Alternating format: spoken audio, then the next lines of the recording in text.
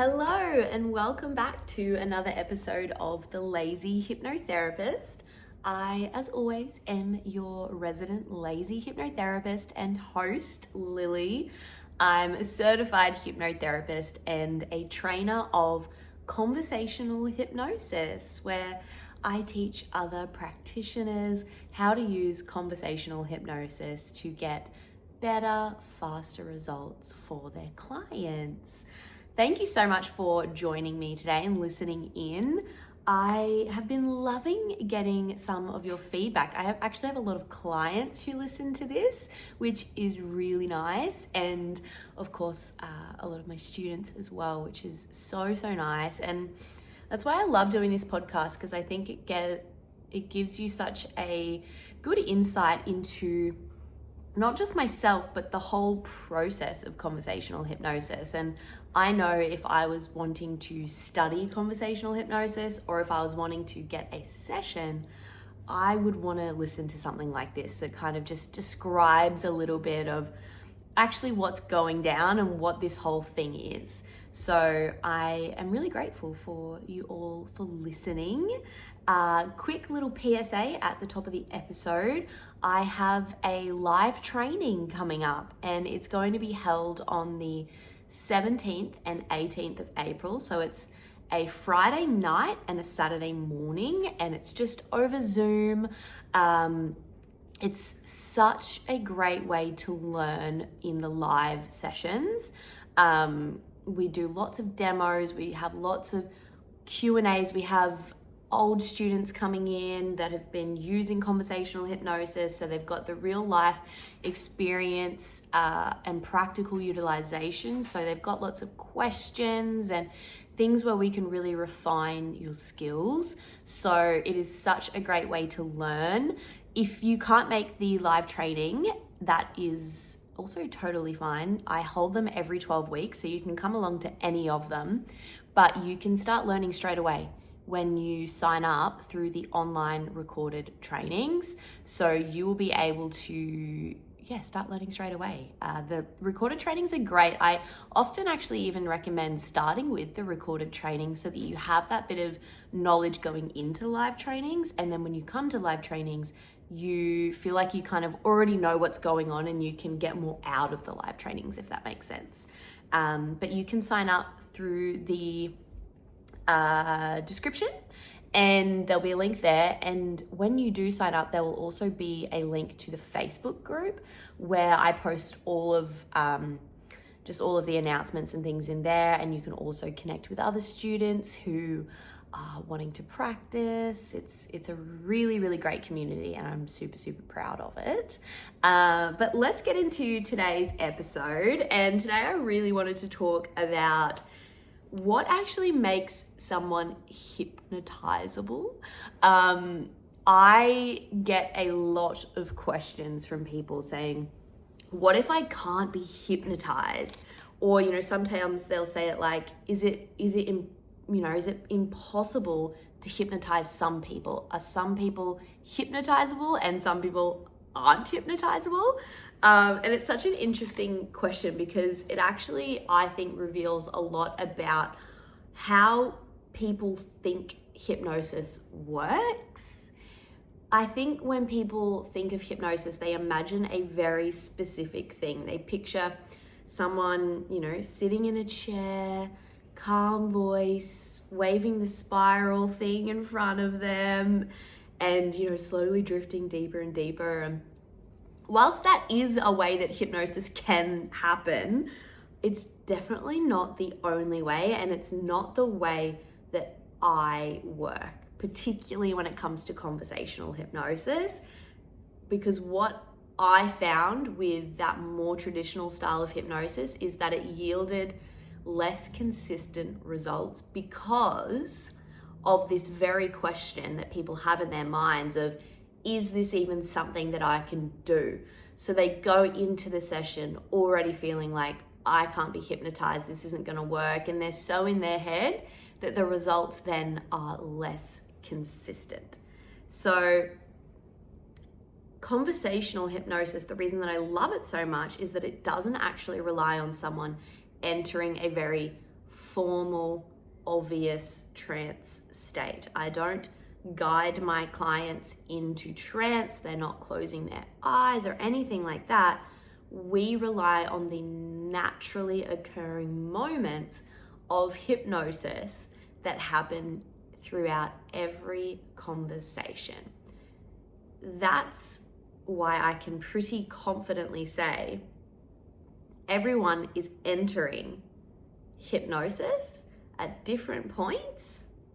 Therefore, everyone can technically be hypnotized, but it's just not in the way that you think of when you think of hypnosis. So when I go into sessions with people, I'm like, forget what you think you know about hypnosis. It's not going to be that, but trust me, it's going to be really effective. And trust me, it's going to be way better.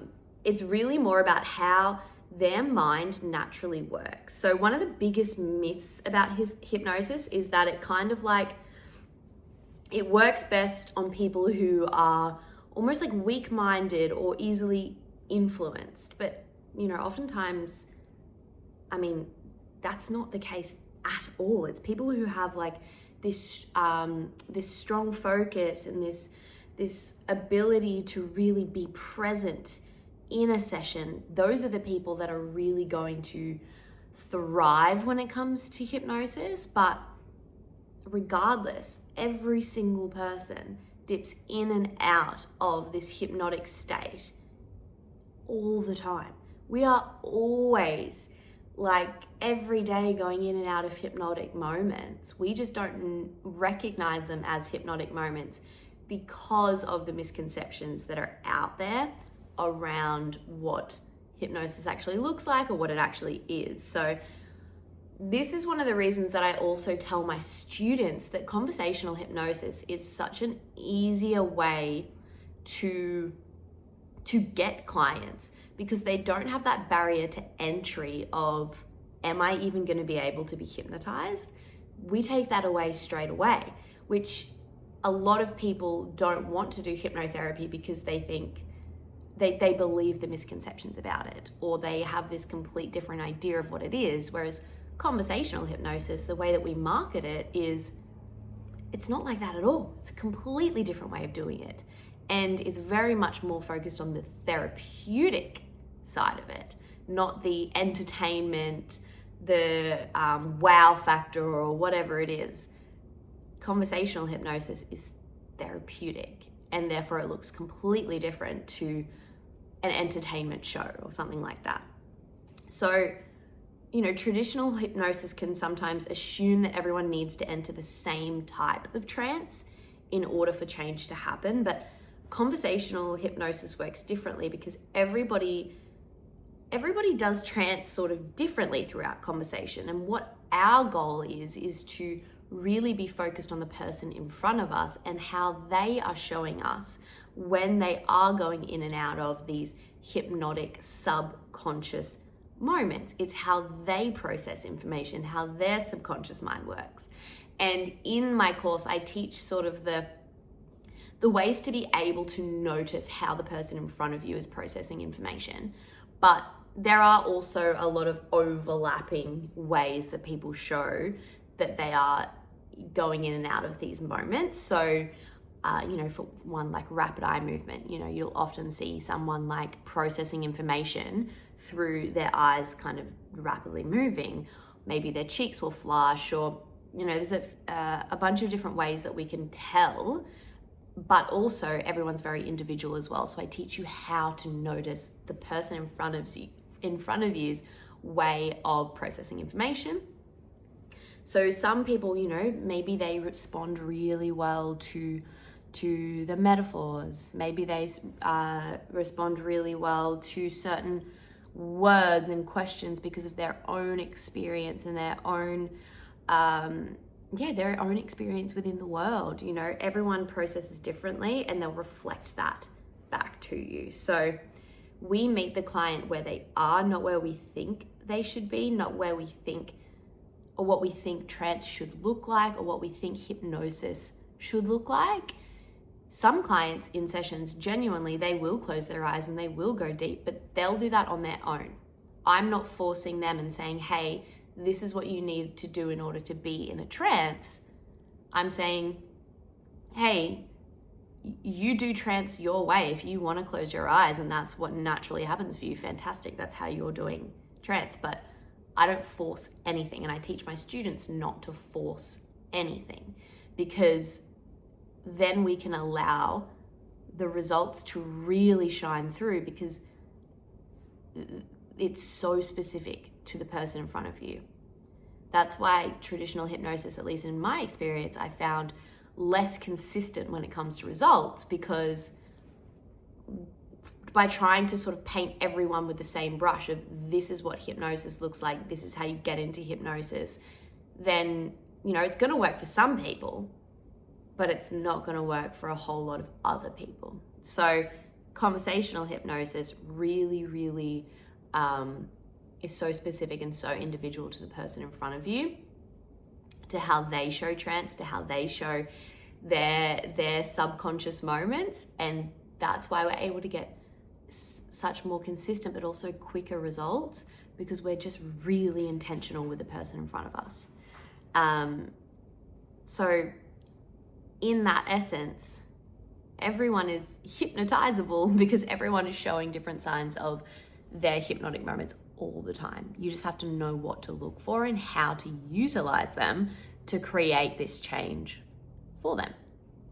I wanted to also speak about like the role of willingness when it comes to hypnosis. Hypnosis is not something that happens to somebody. It's something that happens with someone. Even in conversational hypnosis, where it's so much more subtle, the person still needs to be open to exploring their own subconscious mind in order to make change. If someone is actively trying to resist the process, or, you know, I notice it sometimes if like someone has booked the sessions for someone else. So they have decided, you need this change, so I'm booking this for you.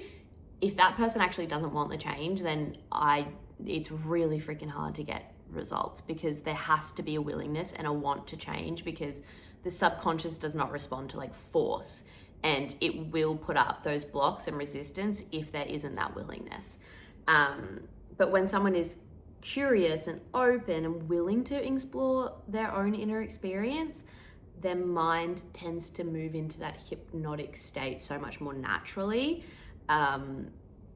So yeah, that willingness is really, really important, because I will often have people, you know, on a discovery call or something, like ask me, do I really need to want this change? Because I am almost like 50% committed. And I would typically say like, hey, come back to me when you're like at least 80, 90% committed, because that's when we're going to get results, and it's going to take a longer time if we start now anyway.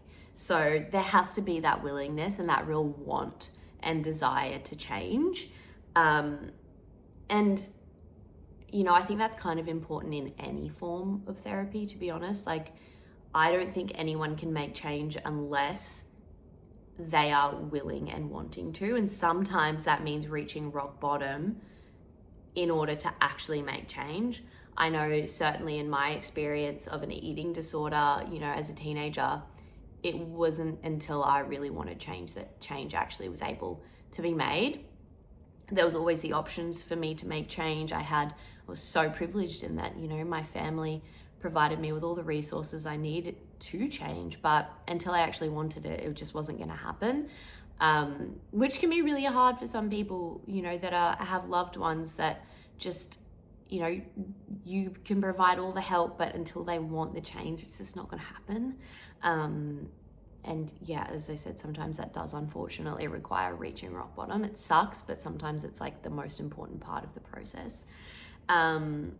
But yeah, when it comes to, you know, the misconceptions about hypnosis, I think stage hypnosis, you know, it has a big part to play in all of that. You know, but stage hypnosis, they choose people who are, I guess, like the most expressive, the most responsive, the most comfortable being watched by a crowd. But that's more about like selection than ability. Like, they will select people who, you know, are more easily suggestible to that type of hypnotherapy, of hypnosis. Sorry, I wouldn't call that hypnotherapy. The therapeutic part isn't there. But yeah, so that is very, very different. Whereas conversational hypnosis, the goal isn't to have you completely out of it. I want you to be there. I want you to remember everything. I want you to take on all of these suggestions, and I want you to be able to remember all of these breakthroughs and these light bulb moments. I want you to be so aware in the session, and that's how we make change. So it's like the thing that people think needs to happen in order for hypnosis to work, actually, it's the opposite. We want you to be there. We want you to be aware. We don't want you to be completely out of it. We want you to remember everything. That's the best type of hypnotherapy. If I wanted to make my client cluck like a chicken, I literally wouldn't know how. Like, that is not a training that I have gone through, or probably anyone within my space of therapeutic hypnotherapy would know how to do that either, because it's not something that we would even need to know, because it's not what we want in order to make change. So I hope that kind of like gives a little bit of enlightenment around, you know, being hypnotized and what that even means, and hopefully takes the barrier to entry away if you are wanting to A, study this, or B, have sessions on you. It can work on anyone that is willing and wanting to make change. So yeah, thank you so much for listening. Like I said, we've got a live training coming up. So sign up if you are keen. Remember, payment plans are available on the website. Just let me know if you have any questions or anything like that. But yeah, I'm super, super keen, and I can't wait to hopefully see you there. All right, bye.